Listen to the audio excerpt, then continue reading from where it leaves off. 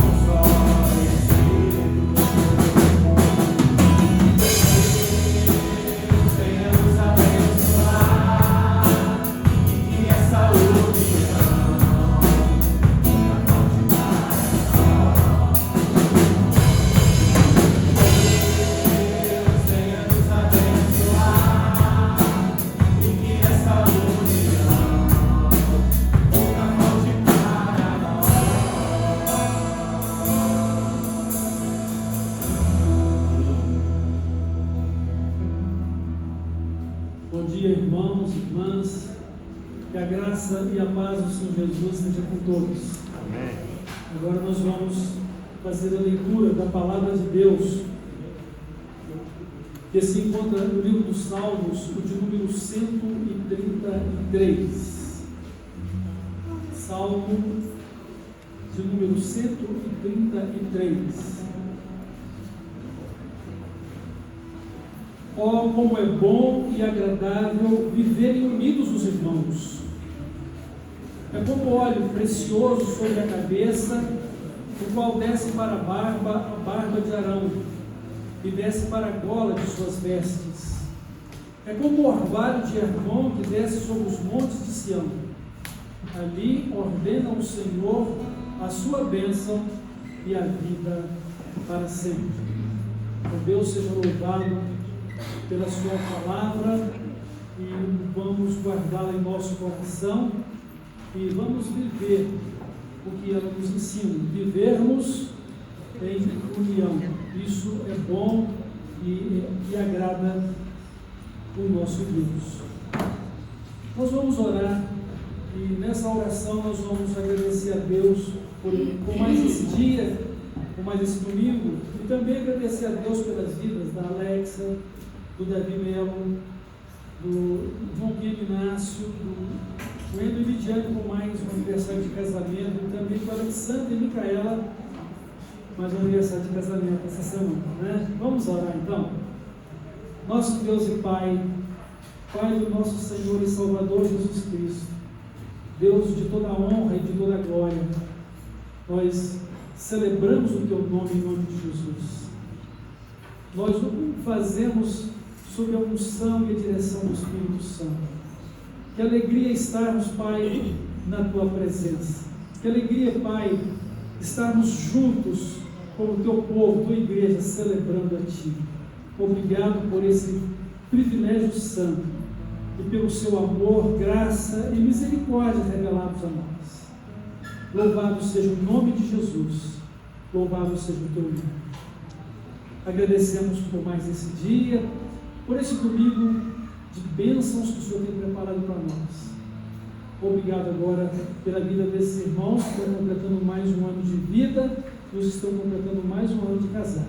Abençoa-os nessa nova jornada de mais um ano, de muitos anos que nós suplicamos ao Senhor para a vida deles. Na Tua graça, na Tua misericórdia, na Tua justiça, debaixo das Tuas bênçãos, honrando e glorificando o Seu nome e sendo, Pai, também glorificados em Cristo pelo Senhor. Nós oramos a Ti agradecidos e Te louvamos e entregamos a Ti o nosso culto no nome de Jesus. Amém. Somos um pelos laços do amor. Somos um pelos laços do amor. Nosso Espírito se une ao Espírito de Deus. Somos um pelos laços do amor. Somos um pelos laços do amor. Somos um pelos laços do amor. De mãos dadas mostraremos que nós somos do Senhor. Somos um pelos laços do amor. Vamos declarar mais uma vez isso, irmãos.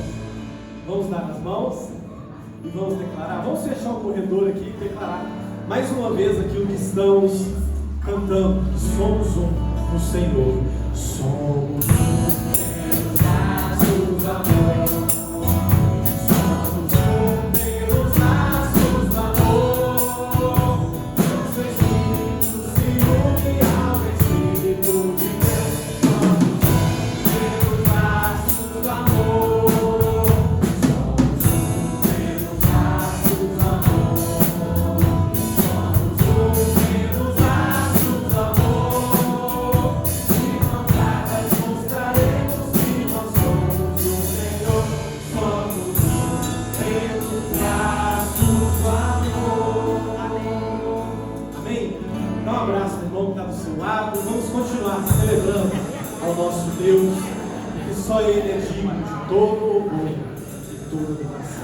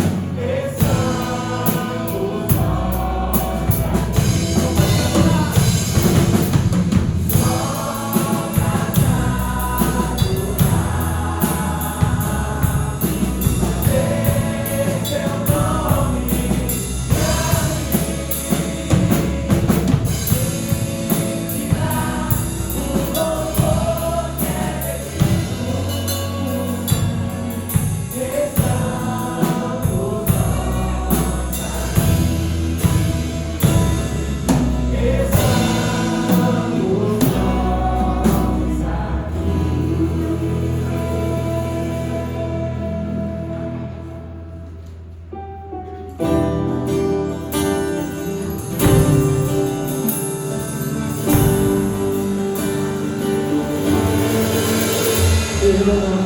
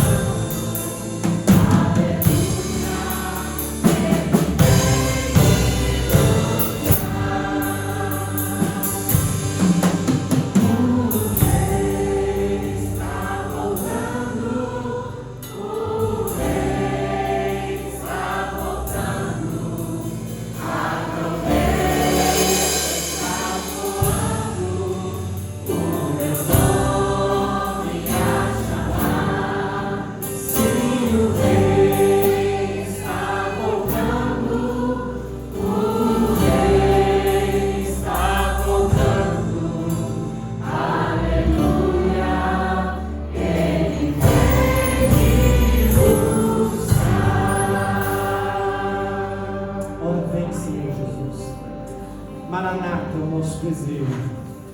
Nós queremos, Pai, o dia em que o Senhor virá nos buscar, onde não haverá, Pai, nem tristeza, nem choro, não haverá mais morte, Pai. Nós poderemos habitar eternamente com o Senhor, onde poderemos, Pai, vivermos unidos em comunhão uns com os outros, para todos sempre. Fale conosco nessa manhã e que sejamos instruídos pela Tua palavra, que não venhamos, Pai, a falarmos de nós mesmos, mas que o Teu Santo Espírito venha nos constranger nessa manhã, para que possamos entender a boa, agradável e perfeita vontade do Senhor, em nome de Jesus que oramos.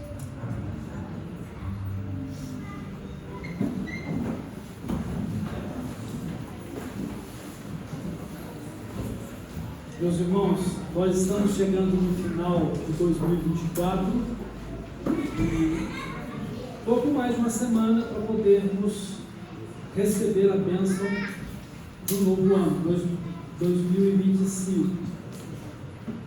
E nesse ano de 2024 nós estabelecemos um tema que foi o ano de testemunhar. Para 2025 nós queremos estabelecer o tema Ano da Unidade.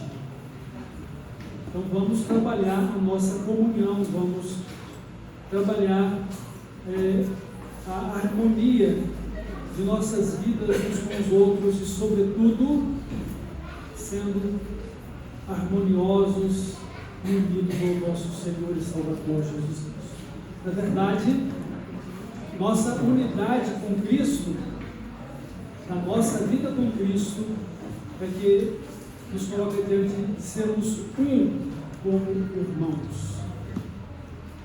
É o desejo de Jesus, é a oração de Jesus e é o trabalho de Jesus nas nossas vidas como discípulos.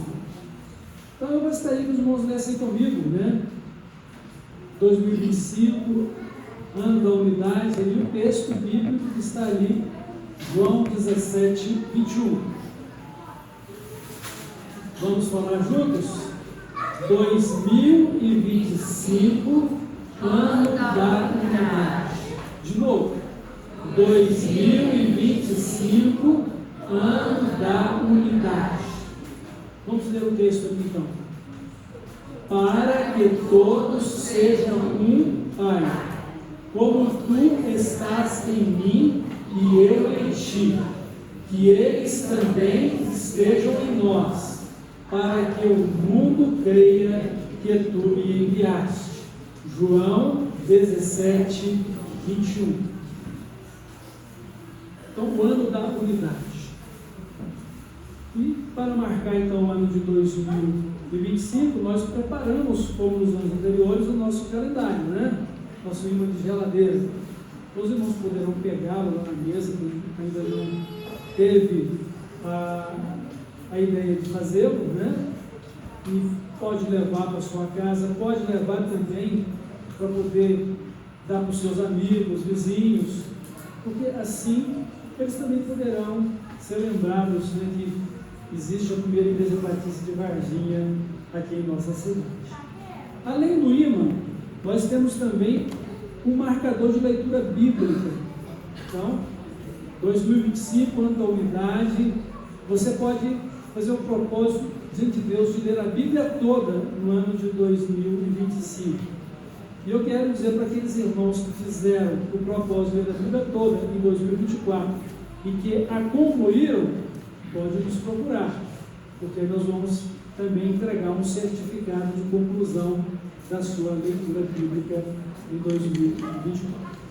Irmãos, Deus seja nos abençoando como igreja, povo de Deus, e que sejamos um, como deve ser e como Jesus espera de nós. Então, nesta manhã, quem vai nos trazer a reflexão da palavra vai ser o nosso irmão Janaí Levi, nosso formando em teologia e preparado para passar pelo concílio, como a igreja mesmo já votou. Então, estamos aguardando isso aconteça. nós já encaminhamos toda a documentação à Ordem dos Pastores Batistas do Sul de Minas. Então, o irmão Júnior Levi, Deus possa usá-lo e que seja um instrumento vivo nas mãos de Deus. Bom dia, irmãos. Quero convidar os irmãos a abrirem as suas Bíblias lá no livro de João, capítulo 17.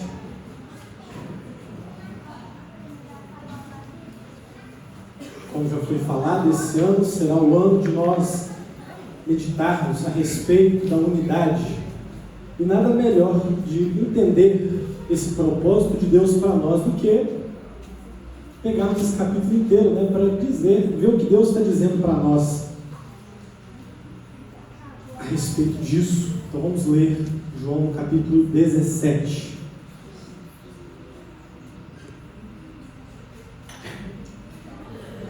Depois de dizer isso, Jesus olhou para o céu e orou: Pai, chegou a hora, glorifica o teu Filho, para que o teu Filho te glorifique.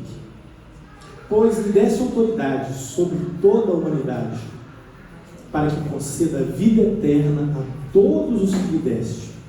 Esta é a vida eterna, que te conheçam o único Deus verdadeiro e a Jesus Cristo, a quem enviaste.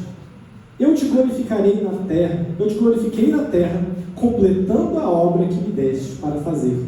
E agora, Pai, glorifica-me junto a ti com a glória que eu tinha contigo antes que o mundo existisse. Eu revelei teu nome àqueles que o mundo me deste. Eles eram teus, tu os deste a mim, e eles têm guardado a tua palavra.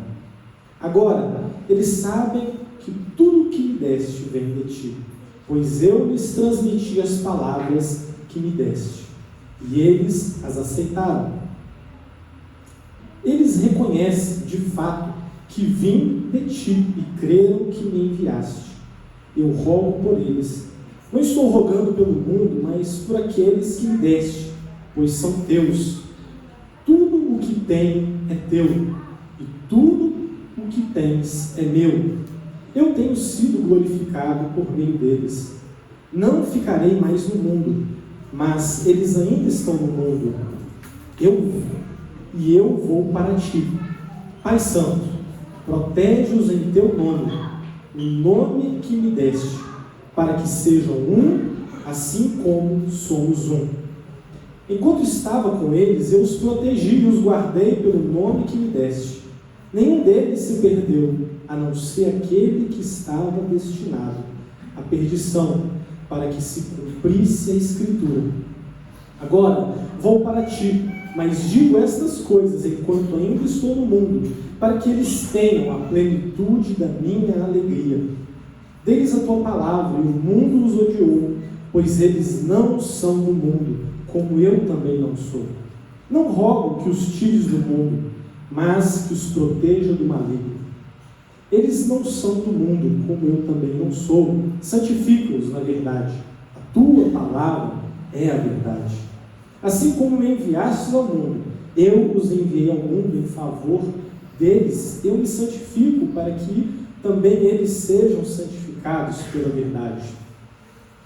Minha oração não é apenas por eles. Rogo também por aqueles que crerão em mim por meio da mensagem deles, para que todos sejam um.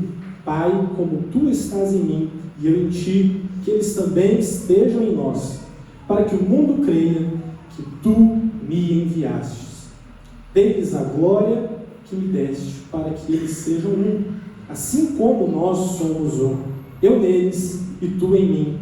Que eles sejam levados à plena unidade, para que o mundo saiba que tu me enviastes e os amastes, como igualmente me amaste. Pai, quero que os que me deste estejam comigo onde eu estou, e vejam a minha glória, a glória que me deste porque me amastes, antes da criação do mundo. Pai justo, embora o mundo não te conheça, eu te conheço, e estes sabem que me enviastes. Eu os fiz conhecer o teu nome, e continuarei a fazê-lo, a fim de que o amor que tens por mim esteja neles, e eu neles esteja. Amém, irmãos? contexto, né, dessa oração, desse texto, ele é conhecido, né, por ser a oração sacerdotal de Jesus. E o contexto dele, se nós observarmos, é o mesmo que eu pude compartilhar com os irmãos na última vez em que eu estive pregando, né, a respeito da mulher que ungiu Jesus para a sua morte. E que contexto era esse, né? Na Páscoa, os líderes religiosos, os fariseus, eles estavam tramando porque queriam matar Jesus. E àquela altura, né, Jesus já havia dito aos seus discípulos por diversas vezes que ele haveria de morrer, haveria de ser crucificado, mas que ele ressuscitaria ao terceiro dia, né? E se os irmãos andarem um pouquinho aí no capítulo de João, no capítulo 18, vocês vão ver que no próximo capítulo Jesus iria ser traído e levado perante as autoridades para ser julgado. Então, antes disso, Jesus ele vai fazer uma oração, que é esse texto do capítulo 17. E essa oração, meus queridos, ela pode ser dividida em 3 partes, né? A primeira delas, do verso 1 ao 8, Cristo ele vai pedir ao Pai em favor de si mesmo. E ele vai dizer ao Pai: é chegada a hora. E que hora era essa? De que a missão que lhe tinha sido dada fosse cumprida. E ele vai nessa oração por si mesmo dizer a respeito da glória que o Filho haveria de receber, mas também a glória que o Filho está dando ao Pai. Lá no verso 5 ele vai dizer que o Filho haveria de ser glorificado no seu corpo, recebendo novamente a glória. E quando nós olhamos, né, o Filho recebendo a glória devida, né, nós podemos lembrar lá de Filipenses, no capítulo 2, os versos 6 a 8, que vai dizer, né, que Cristo, ele não usurpou ser igual a Deus, antes ele se esvaziou de si mesmo, tomando forma semelhante aos homens, né, encontrando em forma humana, ele humilha a si mesmo, e vai dizer que ele foi obediente, né, até a morte de cruz. Ou seja, Cristo, através da sua morte, ele receberia as suas prerrogativas divinas, das quais ele abriu mão antes da sua encarnação. O Filho haveria de ser glorificado. E no verso 2 vai dizer que com sua morte o Filho também receberia a autoridade para nos conceder vida eterna.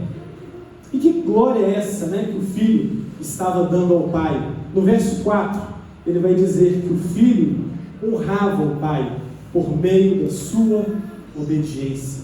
Cristo, ele não veio, né, para fazer algo da sua própria cabeça.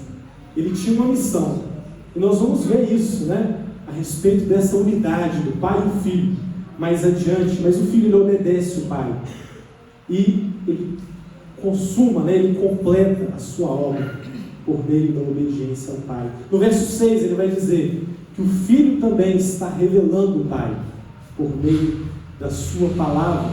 No verso 7, ele também reconhece tudo o que ele havia feito vinha do Pai. Sem o Pai, nada do que ele fez haveria sido feito, né? Então nós temos aí a primeira parte, onde o Pai, o Filho ora ao Pai por si, para que aquela obra, aquela missão pela qual ele veio cumprir, fosse cumprida plenamente. O Pai glorificando o Filho e o Filho sendo glorificado por meio do Pai. E na segunda parte dessa oração, que está no verso 9 até o 19, o Filho, Jesus Cristo, ele vai orar pelos seus discípulos, mais especificamente ao seu grupo de apóstolos. E ele vai interceder por eles, porque ele estava prestes a sair desse mundo. Mas ele intercede por aqueles que ficariam, né? Tanto o Filho quanto aqueles seus discípulos, né? Eles não são do mundo, né? Mas eles deveriam permanecer ainda por algum tempo no mundo. E Cristo intercede por eles. Porque lá no verso 14 vai dizer que o mundo os odeia pela fé que eles têm o Filho. No verso 11, Cristo vai pedir para que o Pai proteja aqueles discípulos. Por que proteja aqueles discípulos, né? Por causa das pessoas más que se encontram no mundo? Não. No verso 12, ele vai pedir para que o Pai nos proteja do maligno. E isso já é um texto que nós muito bem conhecemos, que a nossa luta, ela não é contra pessoas, ela não é contra carne, ela não é contra sangue. A nossa luta não é contra os nossos irmãos, mas sim contra os poderes e autoridades, os dominadores deste mundo das trevas, forças espirituais do mal, nas regiões celestiais. E mais, meus irmãos, Jesus ora para aqueles seus discípulos, os apóstolos, para que eles sejam santificados pela palavra. E a parte que nos compete essa manhã, que é a terceira e última parte dessa oração, que Jesus, ele lá no verso 20, se você puder acompanhar, ele vai orar por todos aqueles que haveriam de crer.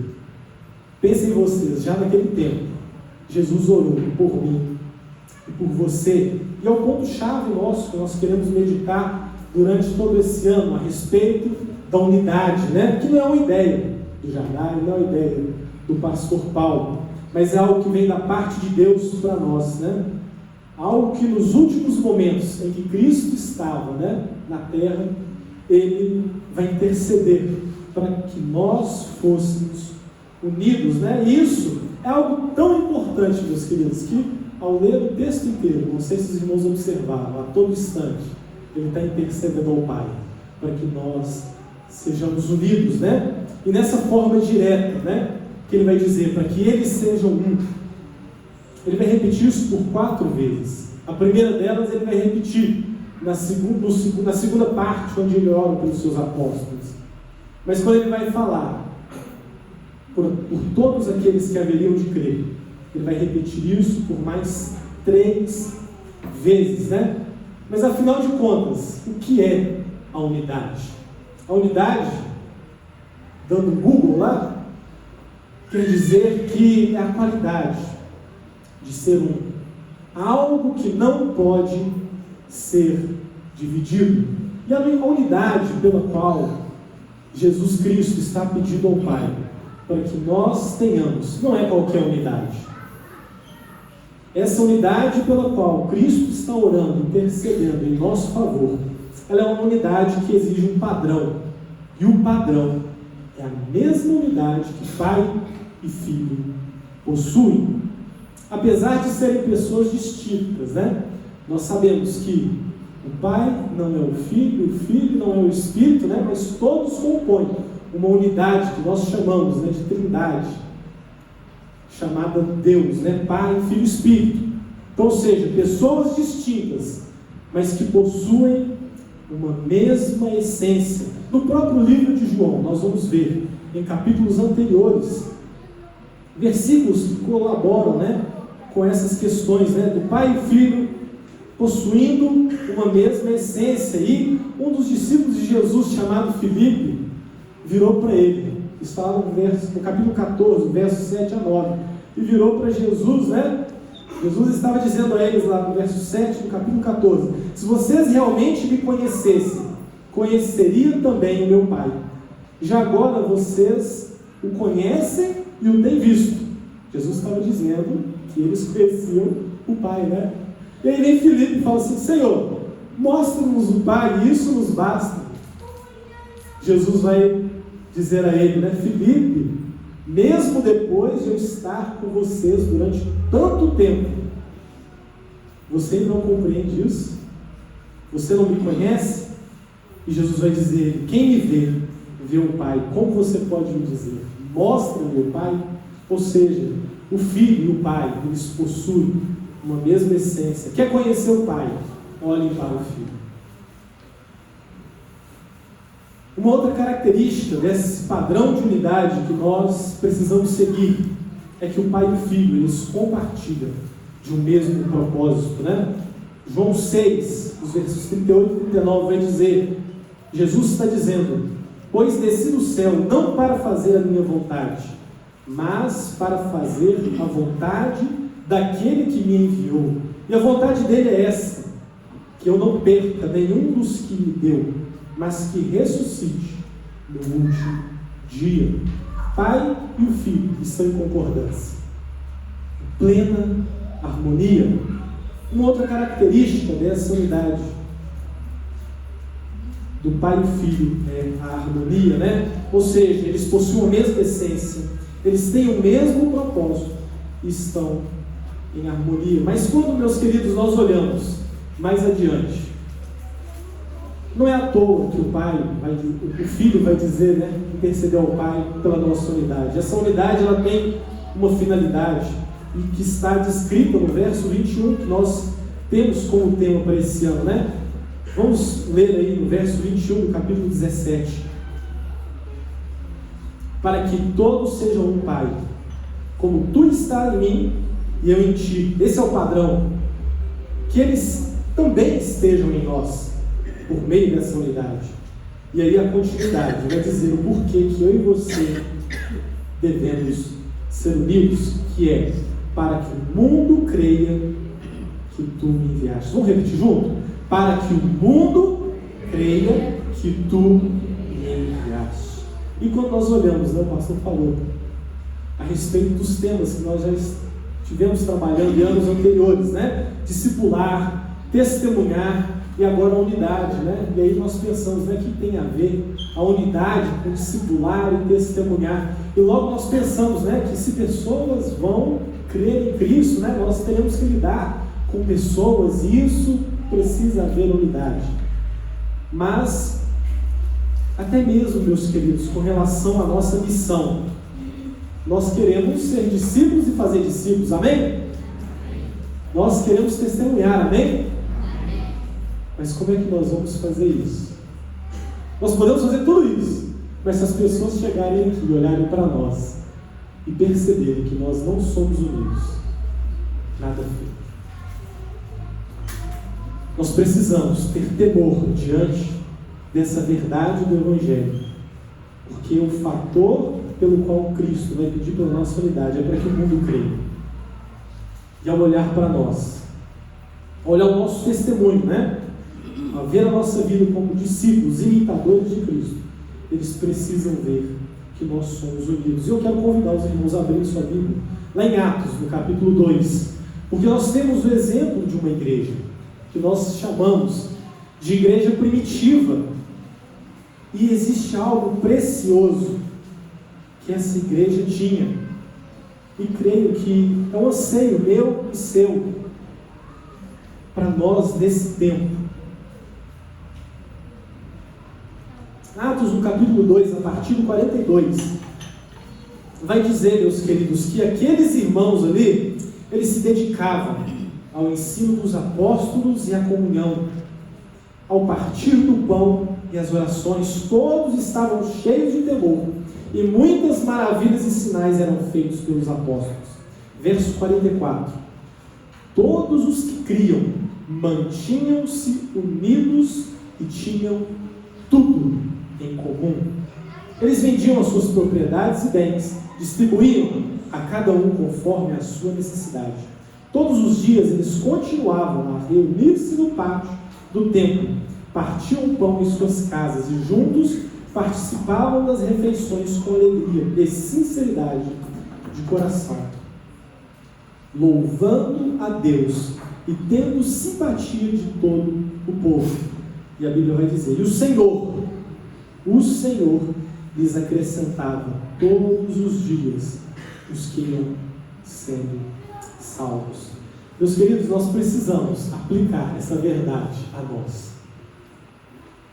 E quando nós olhamos, né, para o nosso contexto de igreja, né, essa obra que tem sido levantada aqui, essa obra chamada templo, tá? É importante nós distinguirmos isso, né? Que anos atrás Deus deu a visão a homens e mulheres para que essa obra fosse realizada, né? E, se não me engano, nós já temos aí 8 anos, né, que nós nos reunimos aqui nesse templo, né?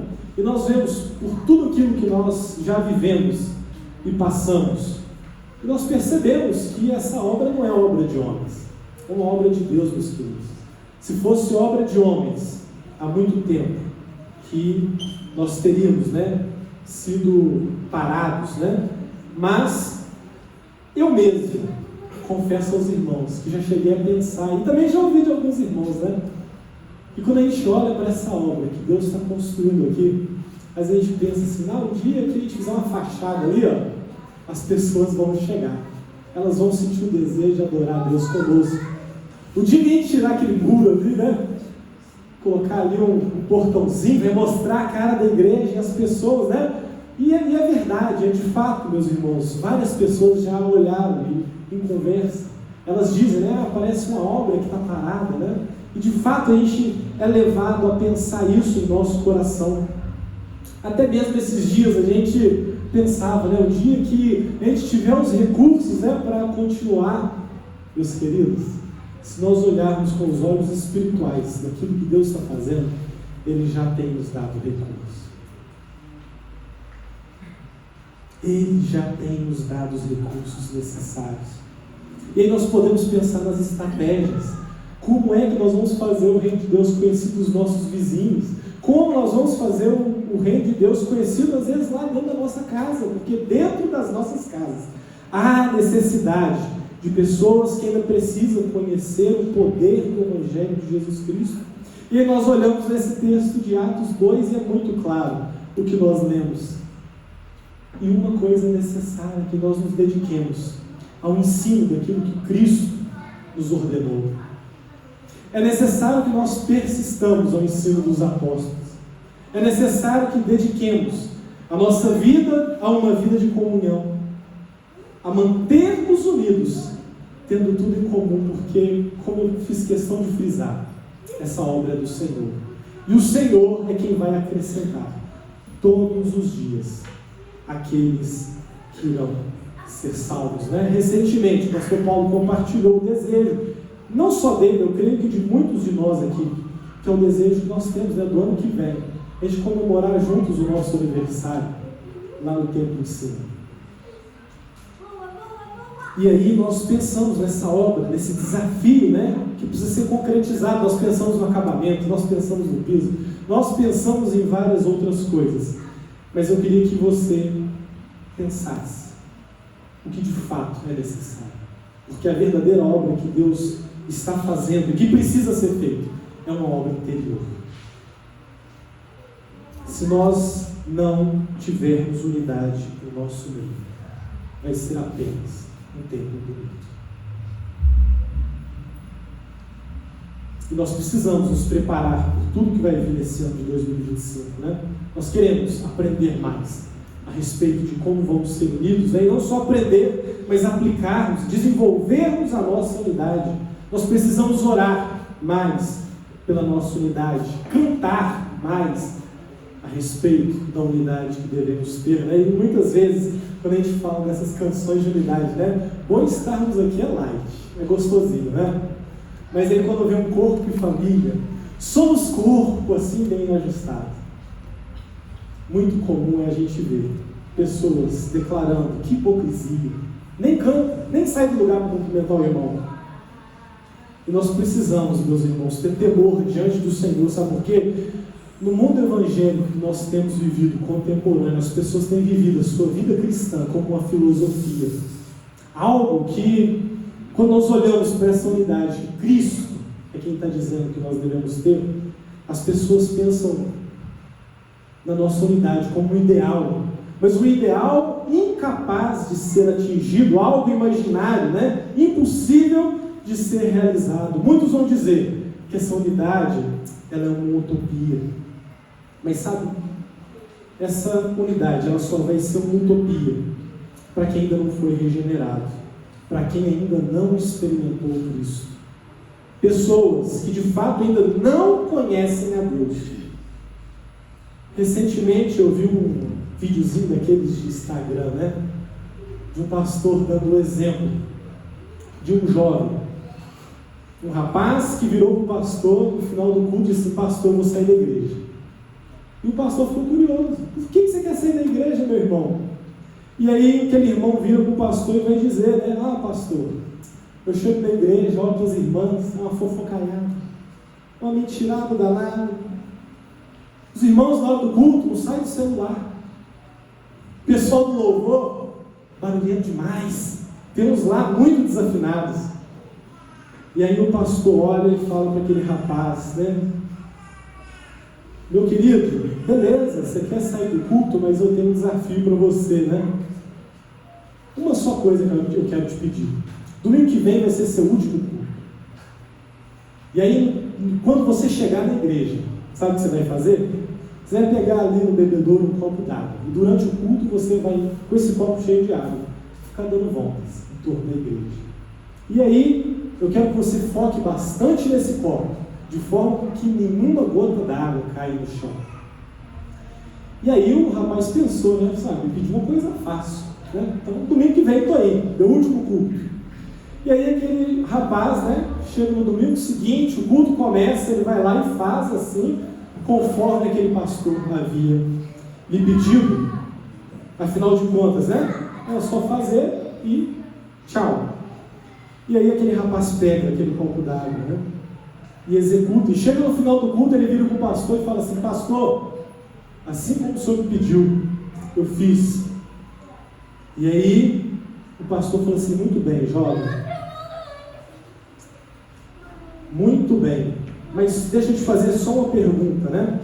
Quando você estava carregando aquele copo d'água, você percebeu alguém falando mal de alguém na igreja? E a resposta daquele rapaz foi: não, eu não vi. Quando você estava ali dando as voltas, né? Você percebeu, né, se tinha alguém no celular, se o louvor deu aquela desafinada, se o som estava muito alto? E ele vai dizer novamente, né, também não. E o pastor vira para aquele jovem e diz: sabe o quê? Porque você estava focado naquilo que você estava fazendo. Você não prestou atenção no defeito dos outros. Quando o nosso foco é Jesus, a gente não tem tempo, meus irmãos, para ficar procurando defeito no nosso irmão. Porque a grande verdade é que se nós estamos na igreja por causa dos irmãos, é porque o nosso foco nunca foi Jesus. Com todos os defeitos, né, que nós possamos ter, a igreja ainda é o melhor lugar para nós estarmos. É o lugar onde nós vamos encontrar mais parecido com o céu. Mas eu queria que nessa manhã eu e você saíssemos daqui com coisas bem práticas. Que esse texto, ele vai nos dizer, à luz de Cristo, o próprio Cristo intercedeu em nosso favor. Então, por que eu e você deveríamos andar em unidade? E, em primeiro lugar, nós devemos andar em unidade porque eu e você fazemos parte de uma mesma essência em Deus. Se eu te perguntar hoje, quem é Deus? Qual é a essência que Deus tem e que Ele compartilha conosco? Se eu perguntar para a Lisa, ela responde: Deus é amor. 1 João 4, 7 e 8 vai dizer: amados, amemos uns aos outros, pois o amor procede de Deus. Aquele que ama é nascido de Deus. Quem não ama não conhece a Deus, porque Deus é amor. Nós devemos permanecer unidos porque temos uma mesma essência em Cristo Jesus, uma mesma essência em Deus. Outra razão pela qual nós devemos permanecer unidos é que o próprio Cristo pediu ao Pai que eu e você permanecêssemos unidos. É um desejo de Cristo para nós, né? Outra razão pela qual devemos permanecer unidos, a terceira que eu listo, é para que o mundo creia em Cristo. As pessoas precisam olhar para mim e para a sua vida e precisam ver Deus. Quarto motivo pelo qual nós devemos permanecer unidos é o fato que o próprio Jesus disse, né? Que o desejo dele é que estivéssemos com ele na eternidade. E é interessante a gente pensar que muitas vezes não serve para a gente conviver, né? Nesse mundo que é um período tão breve. Se nós pegarmos o último versículo do capítulo 16, ele vai dizer, né? As breves e momentâneas tribulações desse mundo. E aí, nesse breve tempo, um século viver junto. E a gente olha para uma coisa chamada eternidade, onde nós vamos viver o que juntos? Eternamente. Só que o perigoso é que muitas vezes nós declaramos mentiras, e de tanto a gente repetir, parece até que tem na Bíblia, parece versículo, sabe o que é? Ah, Deus manda amar, mas Ele não manda conviver. Me mostra o versículo. Abra a Bíblia e me mostra o versículo. Meus irmãos, Cristo deseja que eu e você permaneçamos unidos. É propósito que eu e você vivamos unidos por toda eternidade. Nós podemos listar diversos outros motivos. O próprio pastor leu aqui anteriormente. Salmo 133 vai dizer que onde há unidade, Deus ordena a bênção. Esse ano de 2015 vai ser um ano de nós caminharmos nesse desenvolvimento da unidade. Mas uma delas é necessário que eu e você tenhamos temor e tremor diante de Deus, que está lá em Provérbios 6, no verso 16 até o 19.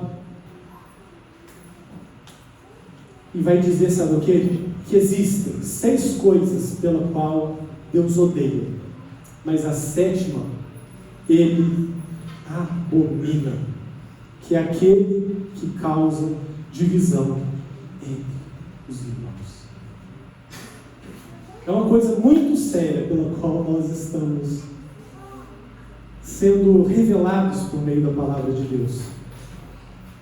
E eu já quero concluir nessa minha fala de que se nós queremos refletir Cristo, se nós queremos nos tornar mais parecidos, que é o que nós estamos falando há 2 anos, queremos ser discípulos, queremos testemunhar, se nós queremos cumprir esse desejo de Jesus, que nós sejamos um, como o Pai e o Filho somos um, se nós queremos cumprir a vontade de Deus, não vai ser uma caminhada fácil. Só existem 2 caminhos: o fácil, o largo e o estreito. E se nós queremos fazer a vontade de Deus, nós vamos caminhar pelo caminho estreito. E esse caminho vai levar todos nós para a cruz. É um caminho de renúncia. Vai ter hora que nós vamos precisar perder. E eu disse vai ter hora, mas na verdade nós vamos perder sempre. Vamos precisar renunciar às nossas vontades para poder realizar aquilo que Deus quer em nós e através de nós. Nós falamos do perseverar nos ensinamentos de Cristo, na doutrina dos apóstolos. E quando nós olhamos para o que o apóstolo Paulo vai dizer, quando ele estava preso, ele envia uma carta à igreja de Éfeso, e vai dizer algo semelhante àquilo que nós estamos falando hoje, a respeito de sermos um. Abra sua Bíblia, Efésios, capítulo 4, verso 1 a 6. Efésios 4. Paulo vai dizer: como prisioneiro do Senhor, rogo-lhes que não vivam de maneira digna da vocação que vocês receberam. Sejam completamente humildes e dóceis, e sejam pacientes, suportando uns aos outros em amor. E esse suportando aqui não é para suportar aquele que é insuportável. Não é isso que está dizendo aqui. É que eu e você vamos ser auxiliadores uns dos outros, cooperadores, sendo suporte uns aos outros com amor. Verso 3. Façam todo o esforço. Vai exigir de nós persistência, hein? Façam esforço para conservar a unidade do Espírito pelo vínculo da paz.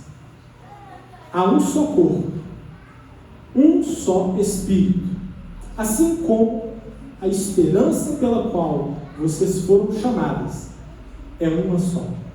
Há um só Senhor, uma só fé, um só batismo, um só Deus, o Pai de todos, que é sobre todos, por meio de todos e em todos. E meus irmãos, nós precisamos ficar preocupados. Sabe por quê? Porque se o próprio Jesus orou para que aqueles discípulos fossem protegidos contra o inimigo, o diabo ele não está satisfeito. Ele não está satisfeito, porque toda vez que ele perde terreno, ele se levanta para querer derrubar as pessoas que buscam fazer a vontade dele. E como foi falado anteriormente, nós podemos ter as mais diversas estratégias, mas existem coisas que eu e você, como igreja, só vamos vencer através da oração. E eu queria convidar os irmãos para a gente ter um tempo de oração, que nós possamos encerrar esse culto debaixo dessa verdade, orando uns pelos outros. Se você puder até se colocar de joelhos, eu queria que nós orássemos intercedendo por aquilo que Deus quer fazer. E eu vou te dizer uma coisa: nada, nem ninguém pode impedir aquilo que Deus quer fazer. Mas eu quero que você se junte a minha oração, e nós vamos nos ajoelhar nesse instante. O pastor vai estar vindo aqui. Eu quero que cada um olhe, feche os seus olhos. Quem puder ajoelhar, vamos nos ajoelhar. E vamos orar por cada membro dessa igreja. Eu quero convidar você a orar pelas famílias dessa igreja. Que nós possamos orar por toda a liderança dessa igreja, pela família pastoral, os ministérios dessa igreja. Que eu e você possamos orar por essa geração que Deus está levantando nesse lugar. E nós precisamos de crer que sim, Deus está levantando uma geração que vai perpetuar o evangelho dele nesse lugar. E essa obra que ele quer fazer vai começar na minha e na sua vida. Vamos orar. Nós vamos ter um tempo de oração e o pastor vai interromper, orando por cada um de nós, pela igreja, pedindo a Deus que nos proteja tanto do mal e do maligno, as setas inflamadas, porque o inimigo tem perdido território nesse lugar e nós não podemos dar lugar ao diabo. Ore aí no seu lugar, fale com Deus.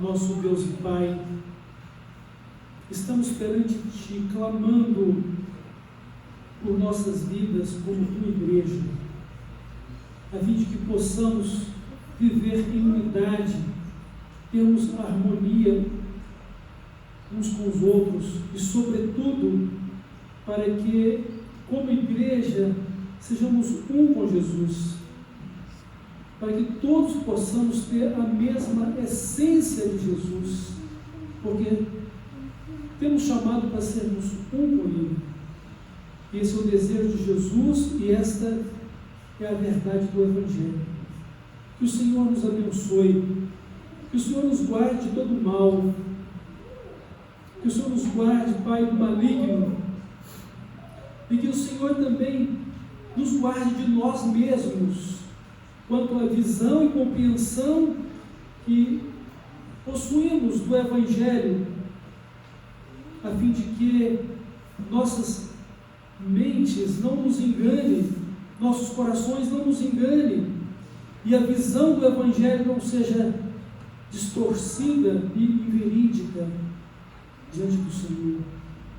Nos abençoa, Pai, nos guarda no Teu nome para o Senhor Jesus, e que possamos, Pai, viver o Teu reino e a Sua justiça como prioridade da nossa vida, e para que o Espírito Santo habite em nós em sua plenitude, concedendo-nos a plenitude da vida de Cristo e a plenitude do Teu amor revelado a nós. Pai, que a Tua igreja cresça espiritualmente, que a Tua igreja cresça também, ganhando e recebendo de Ti novas vidas, a quem o Senhor estará acrescentando a ela.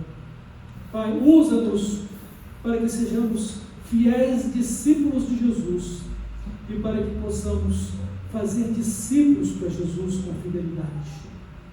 Abençoa a Tua palavra no nosso coração, que o temor do Senhor esteja em nós e que possamos amar a Jesus e nos dedicar a Ele e assim cumprir o Seu propósito de ser Sua igreja santa e gloriosa, sem nenhuma mancha, sem nenhuma ruga, porque é o que Jesus propôs realizar em nós e nos tem dito que as portas do inferno não podem prevalecer contra nós. Ó Deus, toda honra e toda glória a Ti consagramos, e entregamos a Ti o nosso culto e nos colocamos como igreja do Senhor nas Tuas mãos, para a glória de Jesus e para a Tua glória nele e a glória do Espírito Santo. No nome de Jesus é que eu oro. Amém.